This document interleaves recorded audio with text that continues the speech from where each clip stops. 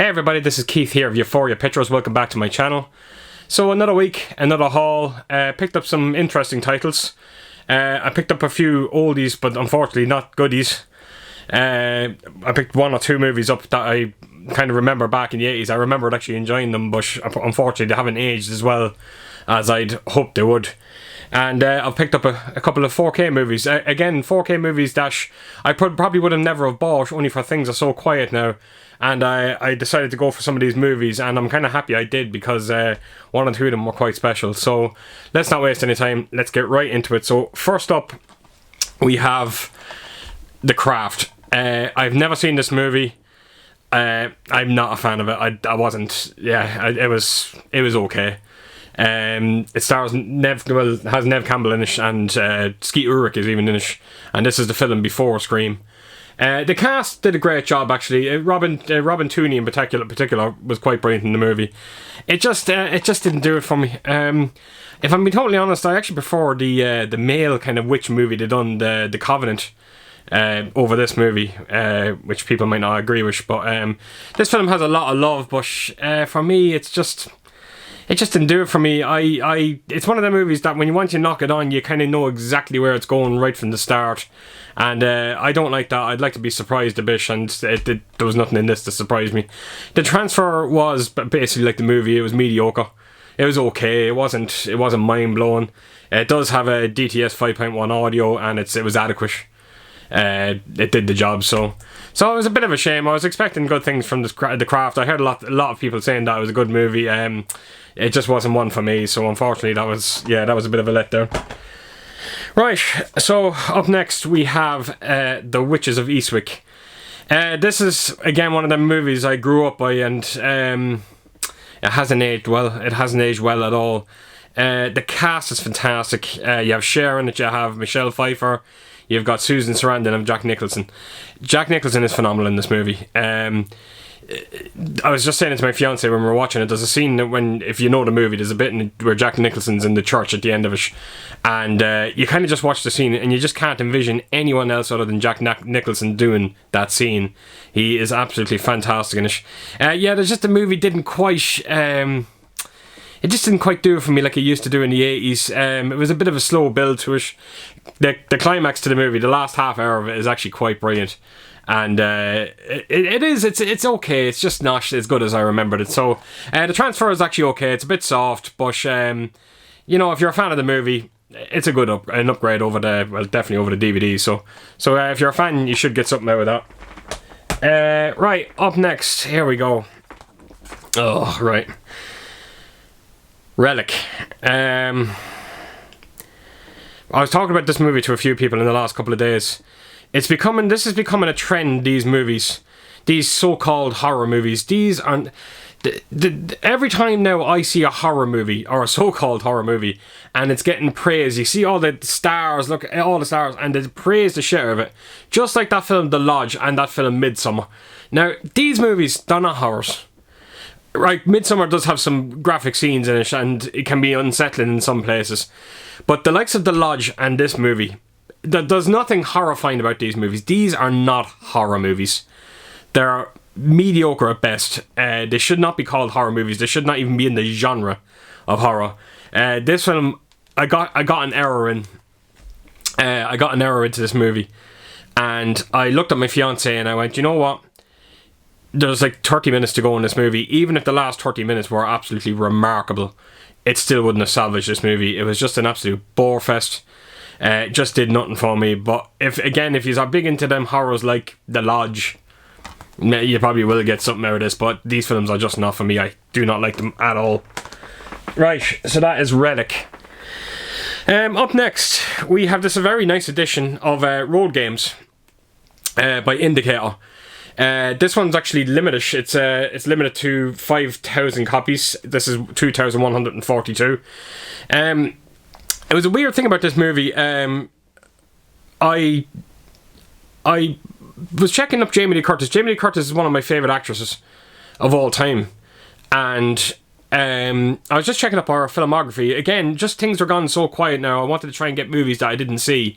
And I came across, no, I just went onto her filmography, and there when she first came on the scene with the likes of Halloween, The Fog, Terror Train, Prom Night, and then she had Halloween 2, but this film just came before Halloween 2, and I never heard tell of it. And then a good friend of mine on YouTube, Jimmy Ash, I think it's Jimmy Boy, I can't think of his channel, I'm embarrassed, I'm sorry Jimmy, really I'm sorry, but I will leave his link under in my description on this video. Do check him out, he's an absolute phenomenal channel. But Jimmy done an unboxing of this, and I was kind of going, wow, unbelievable. I was only just looking at this movie, and I had no idea that they brought out such a deluxe edition of it. And yeah, so I went out and I bought it. It was only around €18, it wasn't too bad. The movie was a letdown. It was a letdown. Oh no, it was. I checked the trailers out, and like the trailer kind of, I thought it was going to be a bit of The Duel, Steven Spielberg's The Duel kind of meets The Hitcher, and I just, yeah, you didn't get that at all with this movie. I thought it was lacking suspense, if I'm being totally honest. Stacy Keach is phenomenal in the movie. I have to give credit. He is fantastic in this movie. Jamie Lee Curtis is not in it much. She's the second name in the box, but she's not in it much. It takes her a long time to come into it, and then when she does come into it, she goes out of it just as quickly. It's a bit of a letdown, this movie, for me, I'm not going to lie. Tarantino gave his stamp of approval for this movie. He thought it was one of his, it's in there with one of his favourite Australian movies of all time. This, and I think he said Wolf Creek. But no, this one just didn't do it for me. Like I said, it just lacked a bit of suspense, and yeah, it just dragged on a bit in places. The transfer is okay. It's not great. It's grainy. It's very, very, very grainy. It's, I don't know, like, I don't want to, I'm not going to shit on grain, because I know people out there love it, and I like grain to an extent. I like it when it's light. I don't need it to be gone. I don't like when it's gone, but I like it to be light. And in this movie, every time the sky was in the background, it was just riddled in this horrible, heavy grain. And it was very, very distracting. It was disgusting sometimes to look at. There was a lot of crushing in it as well. And then there's Blu-ray.com giving it 3.5 stars out of 5 for the picture quality. No, definitely not. The picture quality was a letdown in this movie. It has a single channel DTS. Again, another letdown. But the audio was, yeah, it was okay. It wasn't mind blowing, but look, if you're a fan of this Road Games, look, I don't even know if I can recommend. I recommend it for the box set itself, because you do get some nice things, and you get the posters, you get a book as well, a bit of write up about the movie. And it is very limited, like I said, to 5,000. So I suppose if you are a fan of it, it probably would be worth picking up, and it probably is the best the film's ever looked. So yeah, that is Road Games, folks. It was a bit of a disappointment. But please let me know what you think. I'm kind of curious to hear what you all think of that movie, because apparently it's loved. It just didn't do it for me, unfortunately. Right, so we're going on to 4Ks. And my first 4K of the week. And again, it was one of these films that I would normally not go out and buy. I didn't think it would be something I'd like, and I have to admit, I was happy I bought it. It's called Widows. So anyone who's not familiar with this movie, it's basically about 4 men that they do a heist at the start of the movie. The heist goes wrong, they all get killed, and basically the death that they had on them, they passed on to their wives, their widows, and so they basically come up with a scheme to get the money. So that's basically the kind of the movie in a nutshell. There is some fantastic performance in this movie, particularly from Viola Davis. She is absolutely phenomenal in this movie. You have Colin Farrell, Liam Neeson as well in it, and Michelle Rodriguez. Actually a strange film for Michelle Rodriguez to be in. But it's a good movie, really surprised by it. The transfer is very filmatic. There's a bit of a light grey into it, but it looks beautiful. It really does look beautiful, and the HDR, it has HDR plus, which looks fantastic. It's not the most vibrant movie, but the HDR does its job. And it also has, what has it gotten this? It has a DTS 7.1 master audio. So no Atmos, no DTS-X. But for the movie that it is, you probably don't need it. So, yeah, Widows, folks. If you haven't checked it out, check it out. It's a fun movie. Yeah, I think you'll enjoy it. Right. Up next, we have Roland Emmerich's 2012. Like, it's an okay movie. I was never the biggest fan of it. It has some wonderful set pieces in it, but that's all it is a set piece movie. I just find it a bit ridiculous. I just think it's like, you know, John Cusack, he survives an earthquake in California, he flies out of California. Where does he go to? Yellowstone. What happens in Yellowstone? It erupts. He leaves, he flies away from it. He lands in Las Vegas, then a bioclastic cloud comes and hits Las Vegas. He just escapes that. He flies to China, or whatever it is, Japan, I can't remember what it was, where a tsunami is heading towards it, and he survives. It's ridiculous. It's just a popcorn movie. But it's fun to watch. Woody Harrelson is very funny in the movie, I have to admit. But the plus side, transfer's fantastic. It's Sony. You know exactly what you're going to get with it. It's a phenomenal transfer. HDR, no Dolby Vision, and it has Dolby Atmos as well. The colours are beautiful. They're vibrant when they need it to be. The blacks are beautiful when they need it to be. And it's a big, solid upgrade over the Blu-ray. And the Dolby Atmos soundtrack is absolutely bombastic. You're going to love the audio soundtrack in this. It is absolutely fantastic. And you knew, as soon as the film got a Dolby Atmos, you kind of knew with all the set pieces in this movie, it was going to be a big deal. So 2012, folks, if you're looking to pass 2 hours, it's a fun way to do it. So, and a great upgrade as well. So that's 2012. Right. Up next, we have got The Equalizer, Denzel Washington. Love this movie. I actually watched it there when it first came out, and I kind of forgot about it. It was just one of them films I never got around to watching again.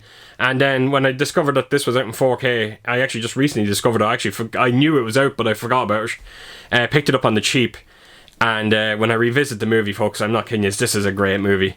It's just your typical kind of good action movie, the likes of like Taken, or even, well, I won't go as far as to say John Wick, but Taken would be a good comparison.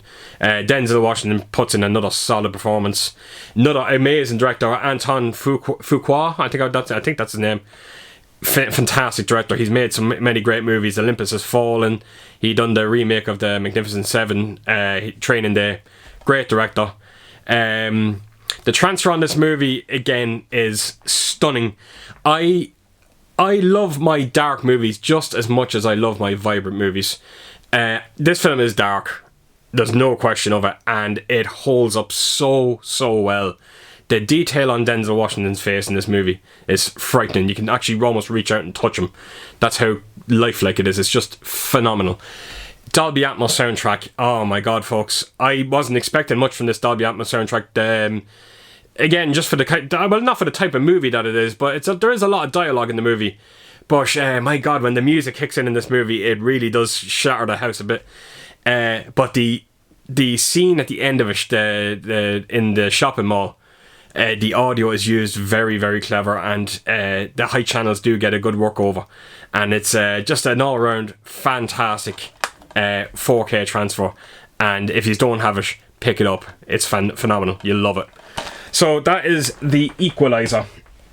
So on to my last movie of this week, and it is 3 Billboards Outside Ebbing, Missouri.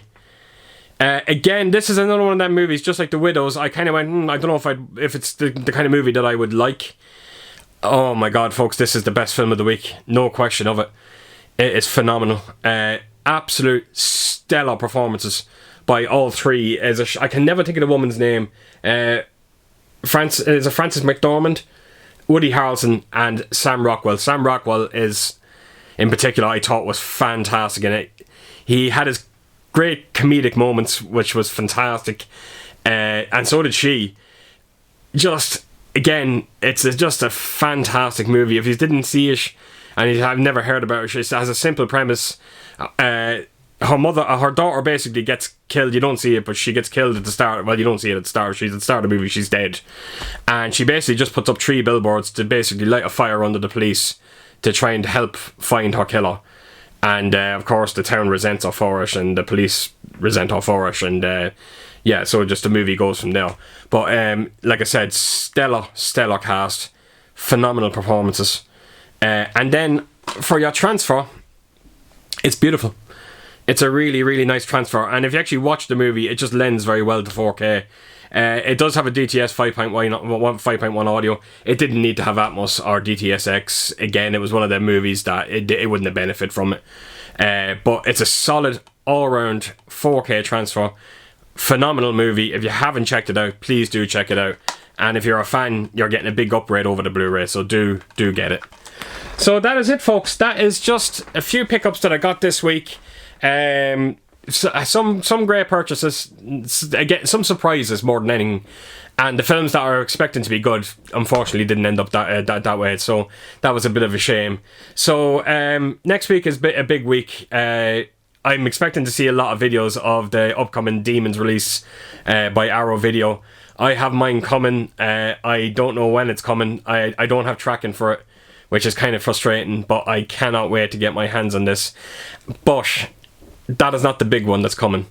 I'm not going to mention I have a phenomenal edition coming, and I guarantee you not many people know about it. It's another German release.